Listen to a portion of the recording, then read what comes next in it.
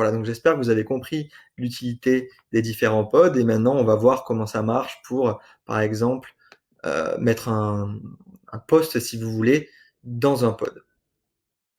Donc là, je suis sur un post, j'ai isolé, si vous voulez, le lien, donc copy link to post.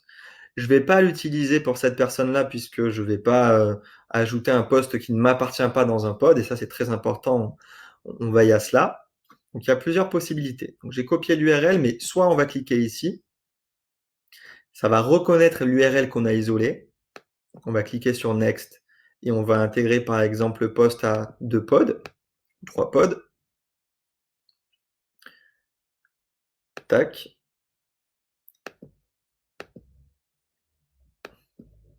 Allez. Peut-être un peu plus de pods. Ouais, il y a eu un petit bug, mais bon, ça fonctionne. Et ensuite, on va pouvoir choisir quel type de like on va avoir sur le post ou le faire aléatoirement en cliquant sur Reassign. Voilà. Vous allez pouvoir avoir des commentaires. Mettez un commentaire par ligne et vous voyez qu'en fait, vous avez la possibilité de mettre le prénom de la personne qui a posté. Donc voilà, c'est très intéressant. Je vous laisserai regarder les combinaisons. Voilà, une ligne égale plusieurs combinaisons. Ça veut dire qu'avec cette formulation-là, on va pouvoir mettre great post ou awesome post. Et first name, bien sûr, c'est le nom de la personne. Donc là, c'est des commentaires prédéfinis, c'est pas forcément très intéressant. Moi, je vous invite à les personnaliser, c'est plus pour vous donner des idées. Mais vous allez, par exemple, pouvoir mettre, allez, 3 commentaires. Ça sert à rien d'en mettre trop, forcément. Donc 3 commentaires. Et là, vous allez pouvoir choisir la périodicité des commentaires. Donc, si vous mettez un post et votre but c'est simplement d'avoir des commentaires pour être crédible, vous pouvez mettre 5 minutes et avoir des commentaires qui s'étalent dans le temps.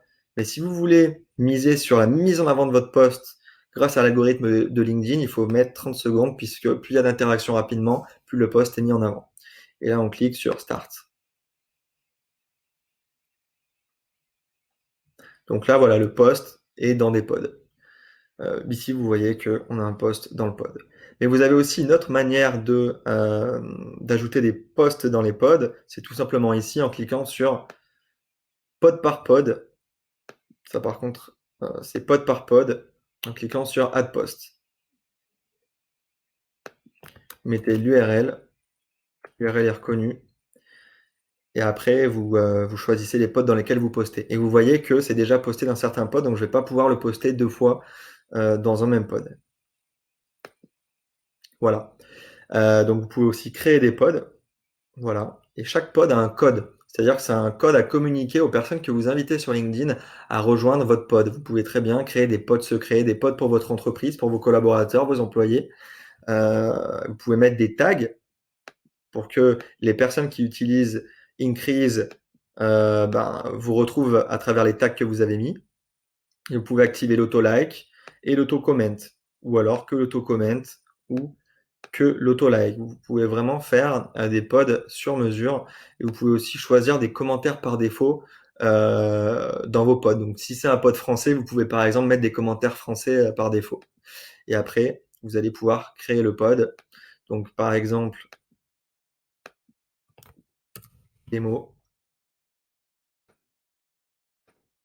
Voilà, je crée le pod qui aura le code 15120. Et vous voyez que mon pod, il a été créé. Et je peux après le partager par Telegram, sur LinkedIn, sur Skype, sur les différents réseaux, par mail.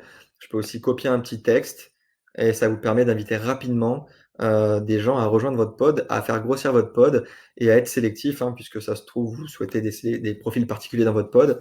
Voilà, donc ça c'est très intéressant. Je sais qu'il y a pas mal de startups qui utilisent ça pour mettre tous les collaborateurs de leur startup dans un même pod et pour que ces collaborateurs interagissent avec tous les posts que peuvent faire les différents membres de l'entreprise et de la startup de manière à créer une émulation autour de ce que fait la startup et de manière à surtout ne pas prendre trop de temps aux différents employés de la startup qui n'ont pas forcément le temps de commenter tous les posts, qui sont d'accord, hein, bien sûr, il faut qu'ils donnent leur accord et qu'ils rejoignent le pod de manière volontaire.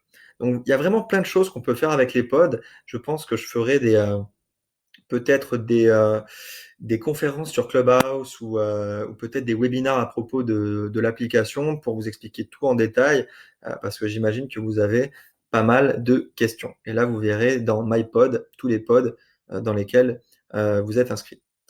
Voilà, j'espère que cette vidéo vous a plu et puis je vous dis à très bientôt.